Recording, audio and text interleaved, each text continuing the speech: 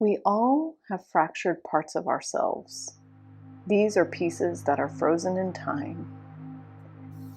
It could have been when we were innocently playing as a child, and our father came home angry from work and kicked our toy across the room. That part of us that went from pure innocence to extreme fright in a split second got disconnected from its essence. It's almost as if there was a snapshot taken in that moment, and it's still living there in the psyche. When there is extreme trauma, like sexual abuse, then those fractured parts dissociate. In order to protect itself, the child must go somewhere else in the mind, perhaps even leaving the body in order to survive what is truly happening. This is what is called trauma with a big T. Oftentimes, the result is dissociative identity disorder, where personalities develop with names and roles.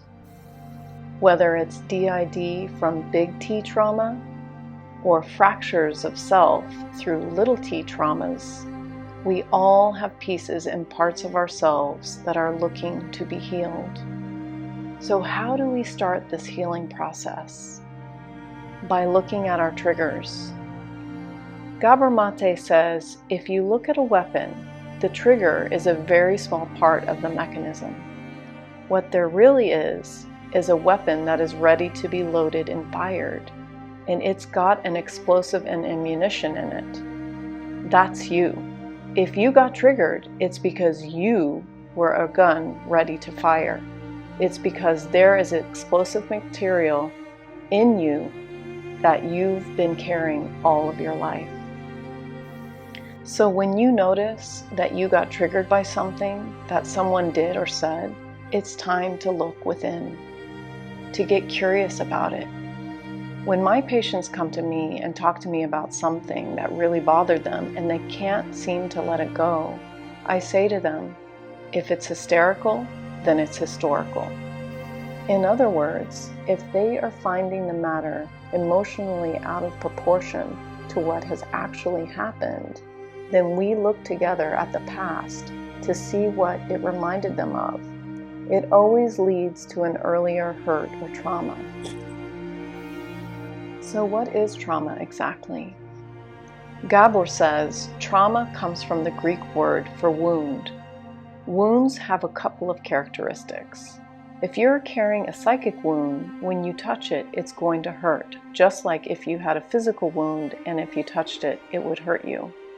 You may not recall these psychological wounds, but if I touched a spot in your psyche by saying or doing something that was reminiscent of the original wound, you may feel hurt. He also says, trauma is not the event that happens. Trauma is not the terrible thing that happened to you. Sexual abuse is not the trauma. A tsunami is not the trauma. A parent beating you is not the trauma. Your parents being indifferent or depressed or abusive is not the trauma. The trauma is what happened inside of you as a result of the external event. It happens on the body level and on the level of the psyche. During a traumatic event, we feel totally helpless, with no way to escape. After a trauma, the whole brain is affected. The right brain becomes more activated, while the left brain shuts down. The back of the brain shows more activity than the frontal brain. The connections between different parts of the brain are altered. The brain becomes locked in a state of either paralysis or hyperarousal. Remember that snapshot I was talking about earlier? That's where it gets locked in time and lodged in the psyche. As a result, beliefs form, perceptions get distorted, the nervous system changes, relationships viewed from that lens of what happened change. These patterns of coping will continue to perpetuate until we start to work on ourselves to bring back all these parts into wholeness.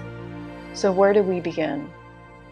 Bringing in lots of compassion, tending to our hurts with lots of patience, gentleness, and care. I always say to talk to yourself as if you were talking to a young child. You wouldn't call that child names or judge the child for not being able to do something it wasn't ready for yet. You would be loving and patient and kind. For those of us who are parents, think of a time when your child fell down and got hurt. What did you do? Did you pick them up and hug them and tell them it's going to be okay? Did you put a Band-Aid on their skin knee and kiss the boo-boo? So that's the holding and the caring that we need to give to ourselves, especially when we are feeling deeply the wounds of our past. If we can do that for ourselves on a regular basis, we will start to find that healing can begin. Remember, trauma is what happened inside of us because no one was there to help us through the emotions that arise at the time of the event.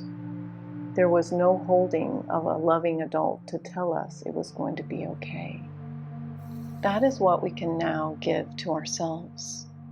We can be the loving presence to our inner children. Gabor quotes his teacher A.H. Almaas. The fundamental thing that happened in the greatest calamity is not that there was no love or support. The greater calamity, which was caused by the first calamity, is that you lost the connection to your essence. This is much more important than whether or not your mother or father loved you or not.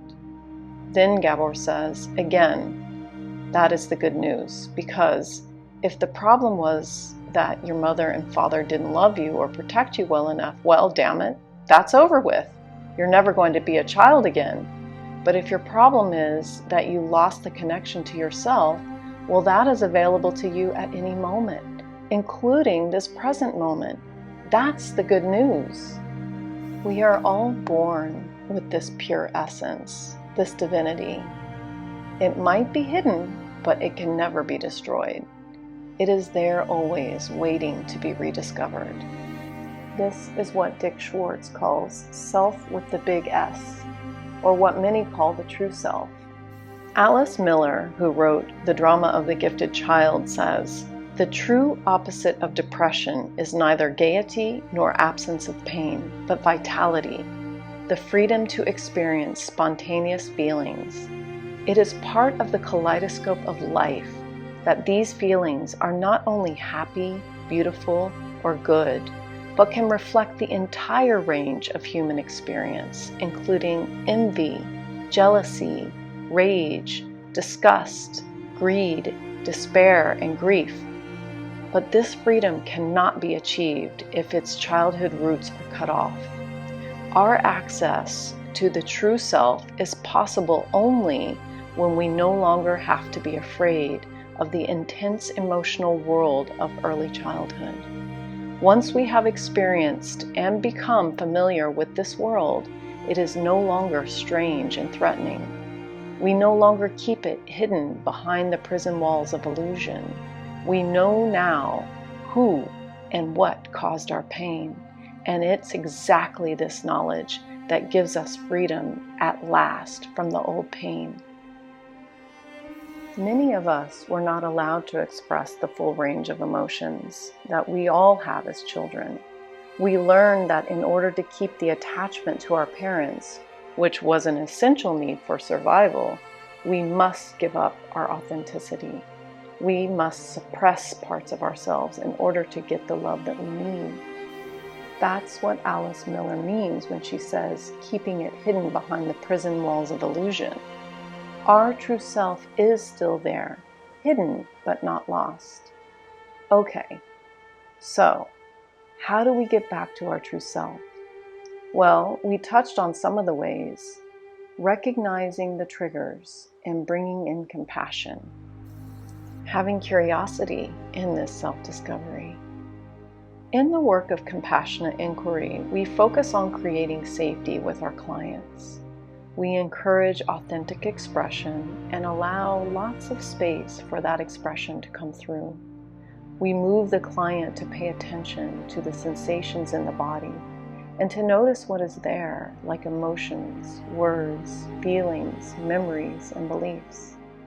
We work towards understanding core beliefs and coping mechanisms so that these can be recognized and appreciated for how they help us survive, while also releasing the behaviors and beliefs that no longer serve us. It's a process that takes patience, curiosity, and, as the name says, compassion. I recommend doing a daily practice that is dedicated to self-love and self-care. The more you can do this, the more your authenticity can start to shine through. Find creative expression and get some time in nature. These are ways to support you on your journey back to self with the big S.